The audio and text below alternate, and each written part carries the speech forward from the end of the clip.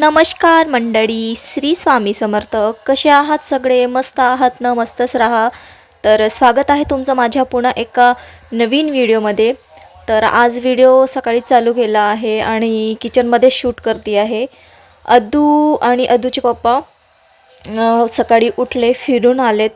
त्यांनी चहा वगैरे घेऊन छान फिरून आले. अद्दूने छान दूध पिलं होतं आणि नेहमीप्रमाणे अहो आहे ना, अद्दूला थोडंसं बाहेर घेऊन जातात गार्डनमध्ये वगैरे. तर ते घेऊन गेले होते आणि आले. मग नाश्ता तर अहोंनी केला होता. जो हळदी कुंकूसाठी मी फराळासाठी जे चिवडा केलं होतं थोडंफार नाश्त्याला, तर तो चिवडा शिल्लक होता. मी जास्तच बनवलेला कारण की घरीसुद्धा खायला लागतं अधेमध्ये म्हणून. आणि तो चिवडा शिल्लक होता. तर अहोंचा रोजचा नाश्ता त्यानेच होतो आता. आणि तसंही मी रोज नाश्त्याचं तसं बनवत नाही कारण की अद्दूमुळे मला रोज नाश्ता वगैरे मी बनवत नाही. मला जेवढं पटकन होईल मी तेवढं स्वयंपाकच पटकन करते. तर आज आहे ना, मी नाश्त्यासाठी एक वेगळाच पदार्थ बनवला. तर तो पदार्थ तुम्हाला तर थंबनेलवरून कळलंच असेल काय आहे ते. तर हो, तिळगुळ वगैरे आपलं शिल्लक होतं. संक्रांत आटोपलं, सगळं काही झालं. आता तर लेडीजही येणार नव्हते घरी, काहीच नाही. तिळगुळ तसं आपण जास्तच बनवतो, कोणीच थोडंफार किंवा लागेल तेवढाच बनवत नाही. आणि मी तर शक्यतो थोडं जास्तच बनवते कारण की मला ही रेसिपी करायची असते. आणि ही रेसिपी आहे ना, मी दरवर्षी करत असते. तर हो, माझ्याकडे खूप सारा तिळगुळ शिल्लक होता. आणि त्यात आहे ना, मी हलवा वगैरे घातलेला नव्हता, फक्त तिळगुळ वेगळा सेपरेट ठेवला होता आणि हलवासुद्धा मी सेपरेट ठेवला होता. तर तो तिळगुळ शिल्लक होता, तर त्याच्यामुळे आहे ना, मी गूळ पोळी बनवली, म्हणजे तिळगुळ पोळी म्हणू शकता. तर सिंपल आहे रेसिपी, तुम्हाला सगळ्यांनाच माहीत असेल. पण ही पोळी आहे ना, मला खूप आवडते आणि दरवर्षी मी करत असते हे न चुकता, कारण की घरी माझा तिळगुळ उरतोच, शिल्लक राहतो आणि त्यापासून मी हा पदार्थ बनवत असतो. तर त्याचं स्टफिंग वगैरे भरत असते मस्त पोळीमध्ये आणि तुपाने छान भाजत असते, म्हणजे शेकत असते. तर खूप सुंदर लागते ती. तर इथे आहे ना, मी असं नाश्ता करताना अहो तर म्हटले की मी खाणार नाही, नंतर खाणार. पण अहोंना म्हटलं की तुमच्यासाठी मी गरम गरम करते आहे, तर तुम्ही नाही खाणार का? मग अहो म्हटले बरं, एक देऊन दे, एक खाते. तर अहोंनासुद्धा खूप आवडली होती. तर अहो, मी किचनमध्ये पोळी लाटताना आहे ना, अहो आले होते.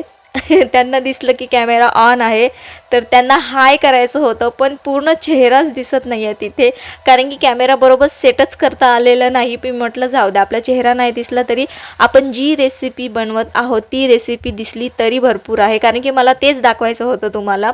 म्हणून कॅमेरा असं सेट केलेला आहे, कारण की तुम्हाला माहीत आहे माझ्याकडे स्टँड नाही आहे, मी असंच सेट करते जिथे सेट होईल तिथे. तर अहो आले होते मध्ये, अहोंना करायचं होतं हाय. मग अहो म्हटले तू चेहरा तर दिसत नाही, काय करतेस? मी म्हटली अहोंना फक्त रेसिपी दाखवते आहे मी माझ्या मंडळींना. मग अहोंनीसुद्धा तुम्हाला हाय केलं वाकून. तर तिथंच थोडंफार आमची असं हसी मजाक चालू होती. मग अहो गेले नाश्ता करायला आणि हो, अद्दूलासुद्धा आहे ना ही पोळी आवडली. अद्दूसुद्धा खाली, अर्धीपेक्षा थोडी जास्त पोळी खाली.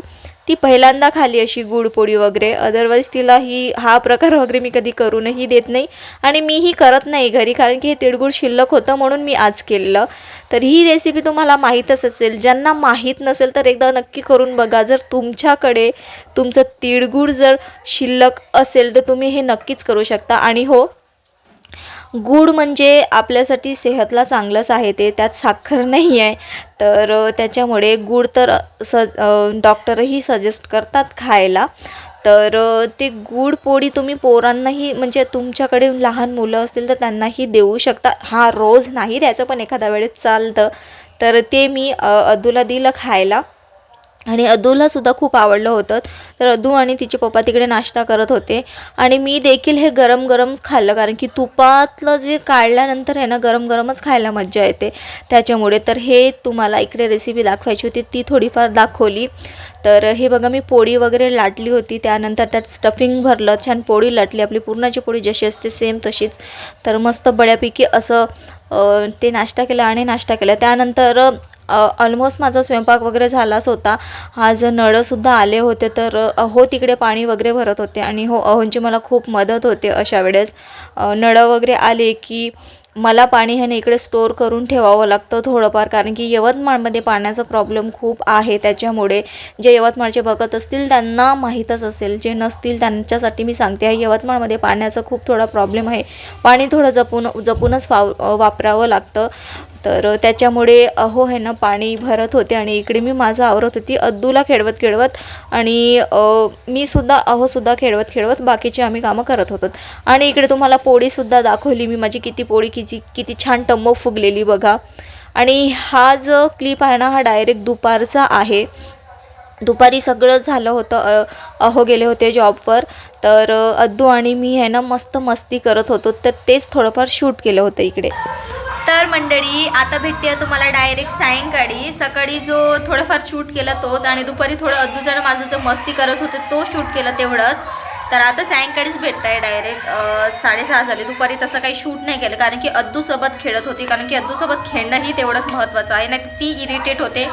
आणि तुम्हाला माहीत आहे मुलांचं बालपण परत येत नाही, त्याच्यामुळे कधी जास्त इरिटेट होते ती. खेळते तिच्यासोबत, कधी मी थकते, म्हणजे मलाही कंटाळा येतो. पण बघू पुन्हा 2-3 वर्ष.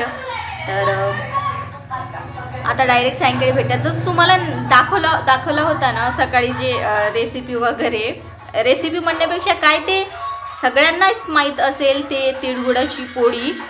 तर ते माझ्याकडे थोडंसं तिळगुळ शिल्लक होतं. अहोही असं खात नाही आणि मी सुद्धा असं खात नाही. तर आणि दरवर्षी मी हे करत असते, माझं तिळगुळ शिल्लक असतेच थोडं. तर सगळं झाल्यानंतर मी आहे ना तिळगुळाची पोळी बनवत असे, अशी पोळी बनवत असते, म्हणजे चांगली लागते ते, आणि तुपाची. तर खूप छान टेस्टी झाली होती. तर गरम खायला खरंच छान वाटते. मला वाटते सगळ्यांनाच ही रेसिपी माहीत आहे, पण नसेल माहीत तर तुम्ही एकदा नक्की ट्राय करा. कारण की तिळगुळ असं जर खाणं होत नसेल तर तुम्हाला असं खाऊ शकता, खरंच चांगले टेस्ट येते. तर तेच मी बनवलेलं, आणि अद्दूला सुद्धा आवडली होती. हो ना बेटा, तुला आवडली ना पोळी सकाळची पोळी आवडली ना? छान होता, पोळी छान होती. पोळी टेस्टी होती का सांगा ती?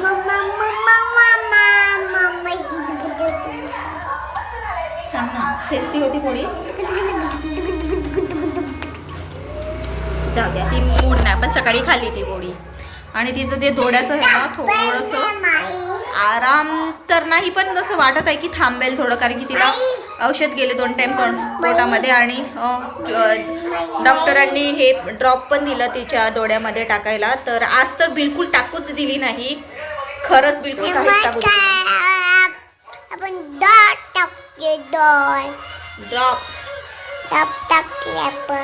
आपण ड्रॉप टाकली, कधी टाकली तू? आज टाकूच दिली नाही ड्रॉप तू डोळ्यामध्ये. 1 टाइम तरी टाकावा लागेल ड्रॉप, ठीक आहे? मग मंडळींना सांग, मी 1 टाइम टाकते ड्रॉप, ठीक आहे? टाकते ना ड्रॉप? प्रॉमिस कर मला. तू प्रॉमिस करत नाही म्हणजे तू खोटं बोलत आहे का? Bad girl. तू बॅड गर्ल आहे की गुड गर्ल आहे? गुड गर्ल आहे ना? मग व्यवस्थित बोल इथे.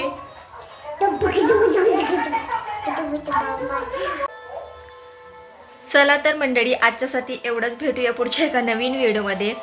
जेवण वगैरे सगळं आटोपलं, अद्दूला तिकडे जेवण सारूनही दिलं, आणि ती झोपली सुद्धा, कारण की आज दिवसभर झोपलेली नव्हती ती. तर आज झोपली आहे, म्हणून मी आतमधल्या रूममध्ये येऊन बोलत आहे.